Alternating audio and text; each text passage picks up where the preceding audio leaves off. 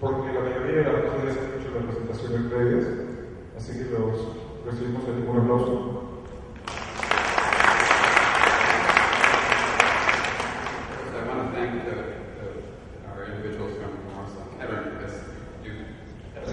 Salon Catering, porque ha tenido unas presentaciones brillantes, y también vamos a hablar sobre...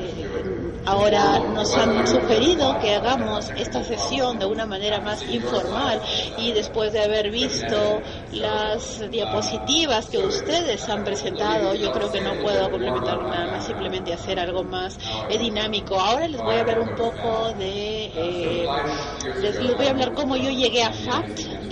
Hace 5 o 6 años yo me mudé de India hasta Estados Unidos y trabajo en la Universidad de Miami, y así trabajamos con el programa de trasplantes la misma dirección de de diferentes programas que han durado menos de 20 años, y así hemos trabajado con un programa pequeño que hacía 40 a 60 trasplantes al año simplemente, y tenía una unidad de hospitalización de un hospital público que tenía 430 camas, y mi objetivo era construir un nuevo programa de la misma manera como ustedes están ahora empezando con un nuevo programa. Y entonces me gustaría, yo lo que quería hacer en ese entonces era fundar esto dentro de una unidad, un centro de cáncer. Entonces, antes de que yo llegue, en 2007, un año antes de que yo llegue, era la primera vez que se implementaba un programa así, pero los programas no podían funcionar y tener un cuidado excelente, una asistencia excelente de los pacientes, sin tener toda una estructura. Y así, en Estados Unidos, las compañías de seguros tienen la capacidad de poder trabajar con los programas, y es esencial que si uno no tiene acreditación en los Estados Unidos no puede funcionar. Entonces los programas de trasplante se cubren por las aseguradoras privadas, y entonces ellos requieren la acreditación. Si no tenemos la acreditación de FACT, ya no pueden manejarse estos programas. Entonces, para que un programa tenga éxito, necesita tener la acreditación.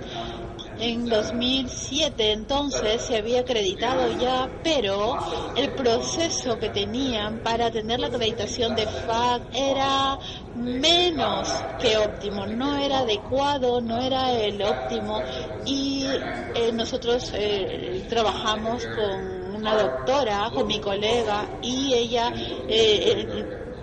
empezó a revisar el programa, y ellos sabían que a la hora de ir a este proceso, el carácter y el enfoque que toma el supervisor que va a dar la acreditación varía mucho. El jurado que va a venir a hacer la supervisión tiene diferentes visiones, y unas son muy precisos, otros son muy generales y otros son más rigurosos con la interpretación de cada estándar, de cada norma. Entonces así, en 2007 la inspección era, digamos, fácil. Yo me hice cargo del programa y básicamente empecé desde cero, porque en 2010 teníamos que ser reacreditados. Entonces así empezamos primero. Primero lo que hicimos es escribir la misión del programa. Esto es lo que creemos, esto es lo que queremos lograr. Empezamos a redactar primero un documento con la misión del programa, y también nosotros escribimos un procedimiento estándar de operación que definía a los otros estándares de operación, de tal manera que cada estándar, cada norma de operación era específica y era doblemente revisada. Así nosotros empezamos a trabajar con las enfermeras superiores, que son las nurse practitioners, y empezamos a hacerlo de una manera bastante consistente y dijeron, a ver, este procedimiento se aplica mucho más a las enfermeras, este otro procedimiento le corresponde más a los médicos, y entonces de esta manera cada procedimiento operativo estaba distribuido con el personal de acuerdo a las competencias que se necesitaban. Así es como creamos un proceso de revisión y de aprobación de todos los procesos operativos, estándares, y creamos un proceso mediante el cual nosotros estábamos definiendo qué era importante. Y lo segundo que se tiene que crear cuando vamos a FAC es un plan de manejo, un plan de gestión del programa, que es esencial. Un programa de gestión de la calidad, y así como yo voy a medir la calidad de mis resultados y la calidad del proceso de manera continua y que se va a reevaluar una y otra vez. Entonces así yo me gustaría, estoy dando esta información como una introducción a lo que es FAC. Realmente FAC está gestionado por dos organizaciones. Una de ellas es la Sociedad Internacional de Terapia Celular. Entonces con los trasplantes nosotros estamos regulando los procesos y no dejamos que el proceso lo lidere los organismos del gobierno, como es la FDA, la FDA, perdón. Y así cuando viene un inspector, nosotros podemos ser más estrictos, más prescriptivos, y tenemos estándares más rigurosos que pueden evolucionar de una manera paulatina y de muchas maneras, como ya el doctor Barredo ha dicho. El primer trasplante que se hizo aquí no necesariamente tuvo que ser practicado. Entonces lo que es importante es tener una buena regulación interna, porque si nosotros dejamos a los organismos del gobierno, al menos en Estados Unidos, es algo externo, no es de la propia institución. Entonces hay que tener internamente en cada centro una serie de principios que no son prescriptivos. FAC, por ejemplo, no es que diga tienes que hacer esto de esta manera. Lo que dice FAC, la fundación, es tienes que asegurarte que haya una integridad de todo el producto y que se realice una cadena continua en los procedimientos, que haya homogeneización de los procesos, y así esto es más general, y entonces cada programa tiene la responsabilidad de lograr la efectividad en cada área. Entonces así quizá existen partes de personal que tenemos variabilidad en cuanto a las proporciones del personal, por ejemplo, tal número de pacientes por enfermera. Eso también va a depender del tamaño del programa, y cada programa tiene diferentes recursos disponibles para poder lograr los estándares y las normas. Entonces creo que es importante, primero, nosotros al menos tenemos una lista que utiliza el supervisor, por ejemplo, para el programa clínico. Esta lista o estas pautas son de 50 páginas y todo está ya sistematizado. Allí en estas normativas nos dice lo que queremos que ustedes logren es estos criterios por esta razón. Entonces ahí en el documento se explica cuáles son los estándares, los niveles de performance que tenemos que lograr y por qué están esperando esto de nosotros. Y lo que nosotros hacemos en el momento de la inspección es que, por ejemplo, el último viernes nosotros tuvimos nuestra inspección en el programa clínico en nuestro centro. Recién la tuvimos, esta inspección. Cuando lo que hicimos en este año y también en el 2010 es nosotros vemos este documento del que les estoy hablando, de las pautas, de los lineamientos, de cómo vamos a abordar cada elemento, cada punto. Y entonces los estándares han evolucionado desde el 2010 y nosotros queríamos probarnos a nosotros mismos que tenemos unas reuniones para control de calidad y para la gestión de la calidad. Así nosotros podemos evaluar de qué manera estamos cumpliendo con los estándares. Entonces yo siempre digo que tenemos dos principios que deben guiar cada procedimiento operativo estándar. Uno es que se tienen que reflejar las mejores prácticas en el campo, y para eso necesitamos ver un control, unos lineamientos de control internacionales o de autoridades en la materia. Nunca tengan miedo de escribirnos, por ejemplo, o de escribir a alguien que ha estado haciendo lo que yo estoy haciendo, pero por más tiempo, alguien que tiene más experiencia y que me puede dar una pauta, una orientación. Yo, por ejemplo, cuando empecé, yo le escribí al doctor Adriansky y le dije: usted tiene más experiencia que yo, por favor, ¿me puede decir cómo manejó tal problema en tal programa? Entonces, siempre es bueno hablar con los colegas, con los amigos, porque creo que todos estamos para ayudarnos. Si uno no está seguro cuál es la intención de un criterio, de un estándar, es comunicación. Entonces, el primer principio entonces es lograr las mejores prácticas. El segundo es, tenemos que asegurarnos de que nuestros procedimientos están incluyendo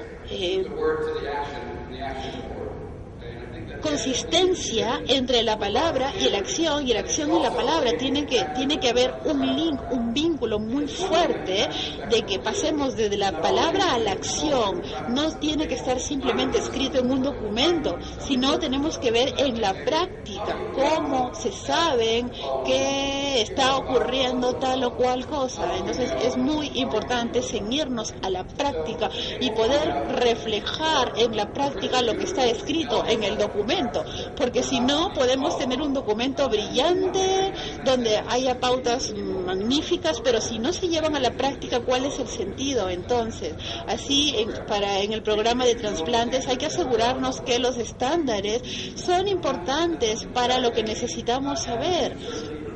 Y nosotros tenemos que sentirnos cómodos con los estándares, y también cada procedimiento tiene que llevar las mejores prácticas. Estos principios son bastante críticos.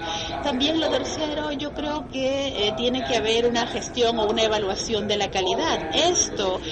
Tiene que haber una persona que coordine la gestión de la calidad o la evaluación de la calidad. Nosotros tenemos un gerente o un coordinador de la calidad en el Departamento de Control de Calidad. En el momento en que ustedes están abordando estos elementos, van a pasar muchas cosas, y siempre cada persona que está liderando cada unidad tiene que saber corresponder a las necesidades.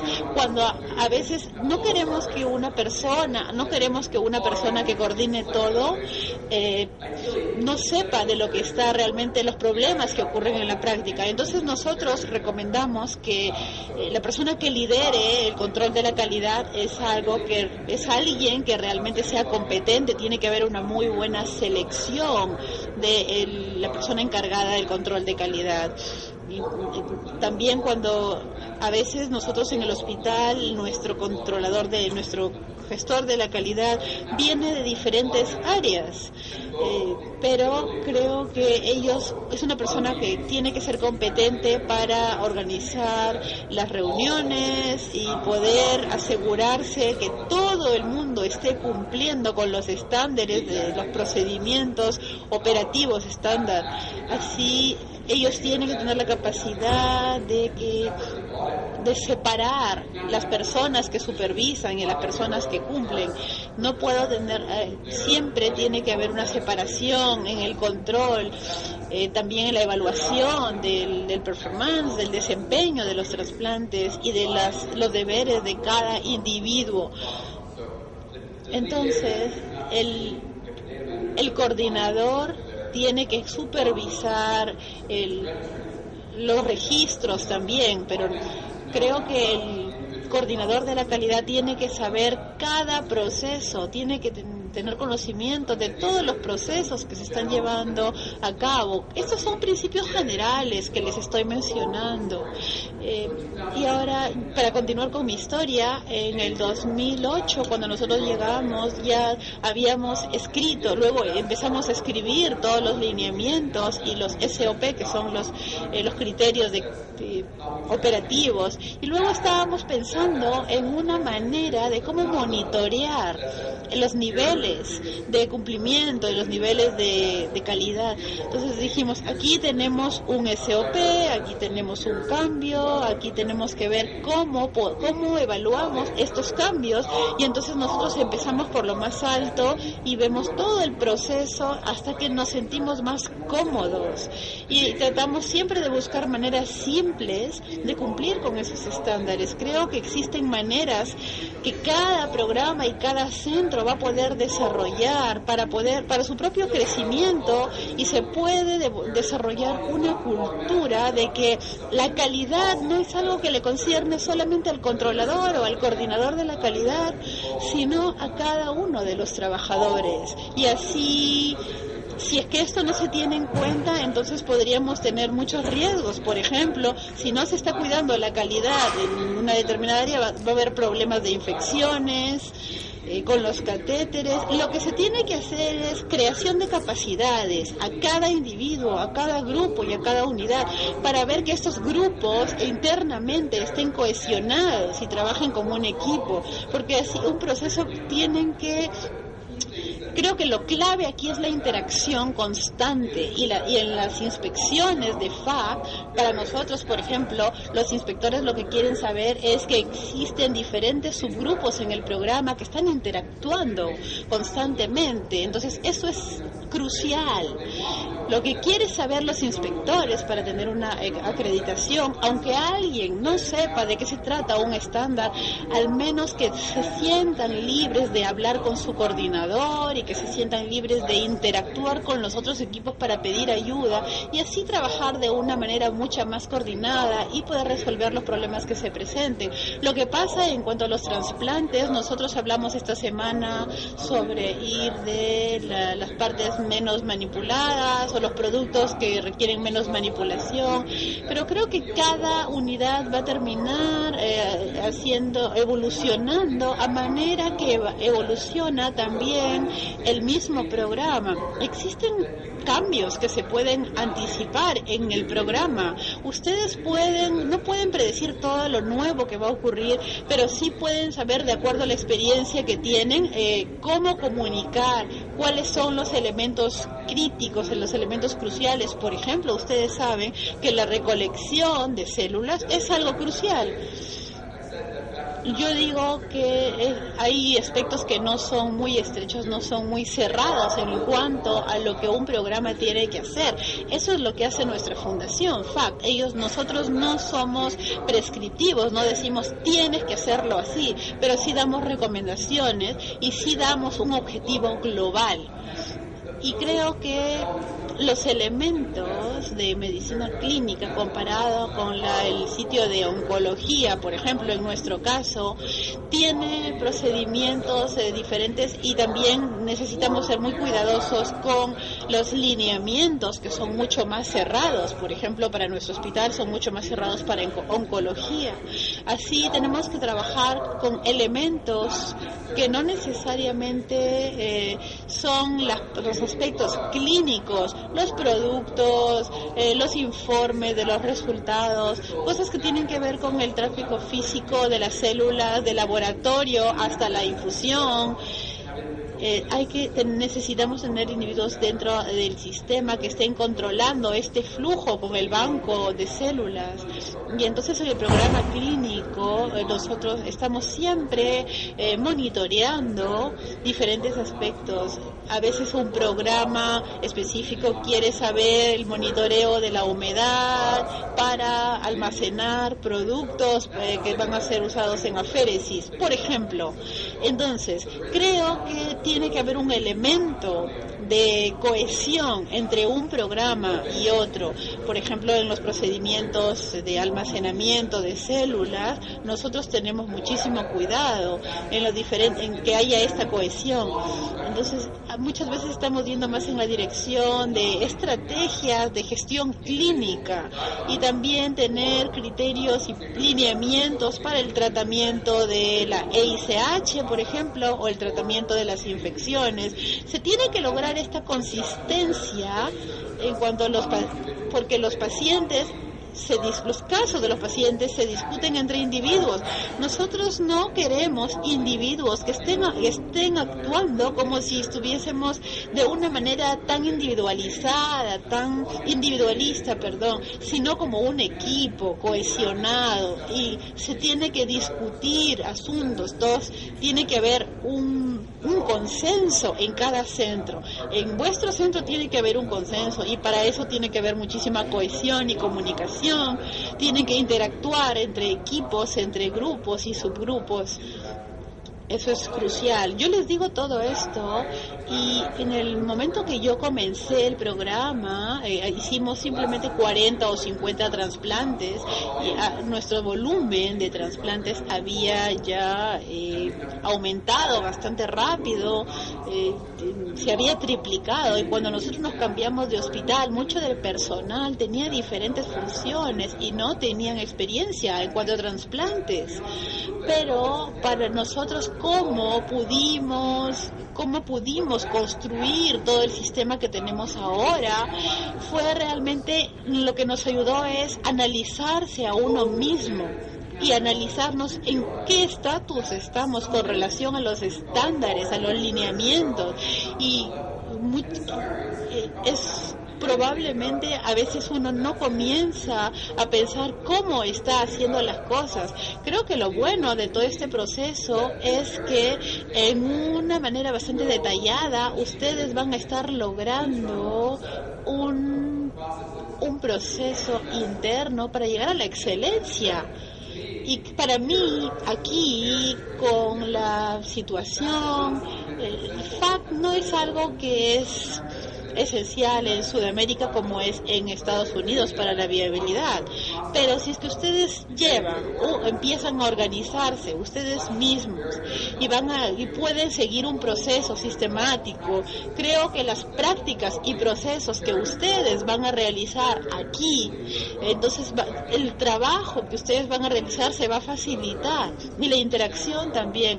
Yo estoy hablando de lineamientos generales, diría, pero realmente tienen que escuchar a sus equipos, a la gente que trabaja con ustedes en su propia área, y muchas veces es difícil decir cómo tenemos que hacer las cosas, pero quizá tendríamos que decir para nuestras enfermeras y enfermeros, imagínense que algo tienen que hacerse de tal manera, y tenemos dos individuos que dicen que ya la farmacia y las enfermeras y todos han ya verificado que el procedimiento se esté haciendo de una manera correcta, pero muchas cosas pueden hacerse en diferentes maneras.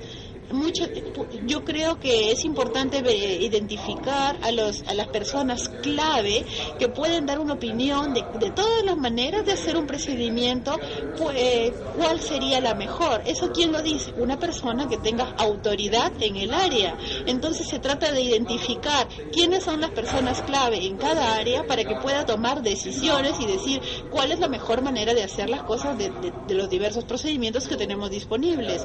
Y así, obviamente, muchas veces cuando no existe la interacción existe mucho más riesgo de fallar, de fracasar. Necesitamos lograr objetivos viables, objetivos sostenibles, y creo que la interacción es básica. Nosotros hemos ya tomado todo el trabajo desde el 2008 de escribir en nuestro centro, de escribir nuestros procedimientos operativos estándar, y tenemos algunos retos aún hasta ahora. Hemos evolucionado, pero tenemos un reto en los hospitales. Nos estamos mudando a un hospital de un número superior de camas, ahora a un hospital de menos camas,